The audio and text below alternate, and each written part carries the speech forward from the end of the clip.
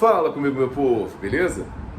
Recentemente foi lançado um filme que já estava pronto faz tempo, mas que só recentemente conseguiu os requisitos necessários para ser divulgado no cinema. Estou falando do filme Marighella. Muito contestado por uns, amado por outros, mas de fato é um acontecimento histórico brasileiro. E um filme muito bem dirigido pelo Wagner Moura, com uma atuação impecável do Seu Jorge e do Bruno Galhaço.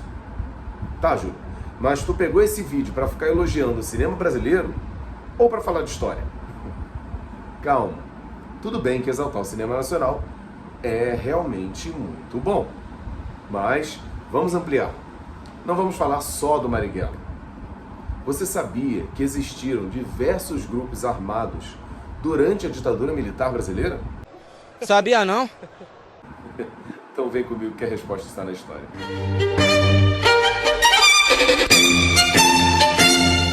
Povo, primeiramente, preciso falar de uma questão polêmica. Foi golpe ou revolução? Veja, o conceito de revolução é bem debatido. Porém, se entende que a revolução acontece quando há uma mudança de classes no governo. No caso da ditadura militar brasileira, aliás, ditadura civil-militar brasileira, houve uma entrada de militares como presidentes, mas a elite política se manteve. Muitos políticos foram caçados, acabaram perdendo seu mandato, mas houve uma continuidade de algumas outras elites políticas.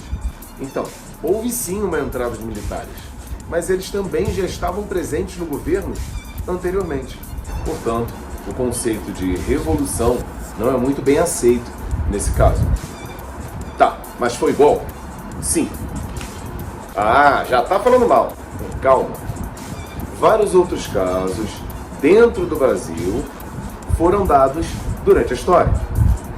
Porque como há uma Constituição, sempre que ela é desrespeitada, é golpe.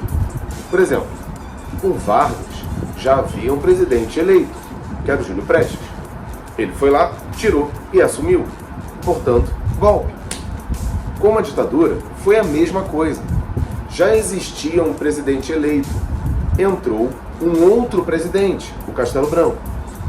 Algumas pessoas vão dizer que o João Goulart fugiu. Não fugiu. Ele saiu do Rio, foi para Brasília, depois para o Rio Grande do Sul. Não há nada que proíba um presidente de transitar dentro ou fora do Brasil, a não ser que ele tivesse dito que renunciaria. Isso não foi feito. Então, golpe. Tá. Daí pra frente, a gente começa a falar dos grupos armados que surgiram no país.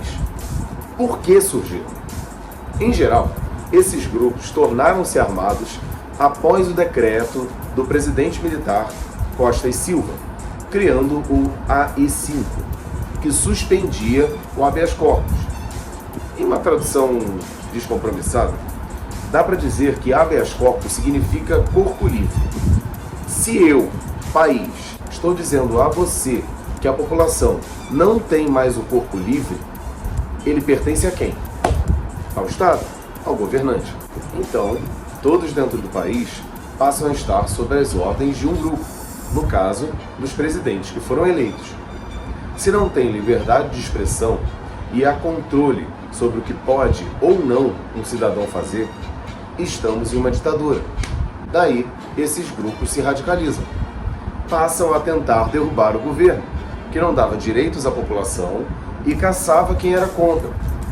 Como sempre digo, você pode ser a favor ou não, mas você tem que saber bem os conceitos, tem que entender os termos. Esses grupos são o Vanguarda Palmares, o MR8, Movimento Revolucionário 8 de Outubro, Guerrilha do Araguaia, Vanguarda Popular Revolucionária e a ALN, a Ação Libertadora Nacional. Dois grandes líderes surgiram desses grupos. São o próprio Marighella, que liderava a ALN, e o Carlos Lamarca, que liderava o Vanguarda Popular Revolucionária. O Lamarca era militar, mas mudou de lado quando o golpe foi dado. A essas pessoas dão um nome curioso de melancias. Verde por fora, vermelho por dentro.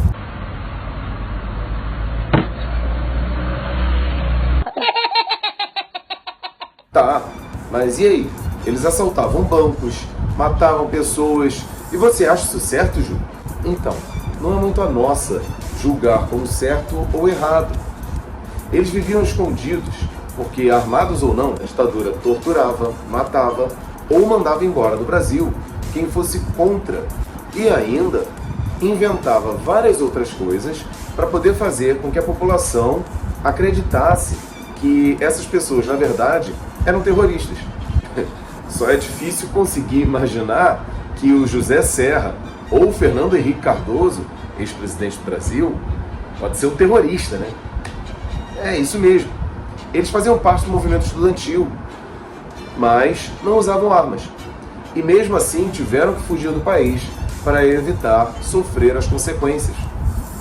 Mas então, os movimentos armados reagiam a tudo isso. Como viviam escondidos, roubavam bancos para poder se sustentar e matavam as pessoas ligadas ao governo, como em alguns casos, alguns torturadores foram mortos por eles. Pensando que a população vivia com uma arma na cara apontada pelo governo, é comum que a população pegue em arma e aponte de volta. É algo similar ao que acontece hoje quando a população quer comprar arma para matar bandido.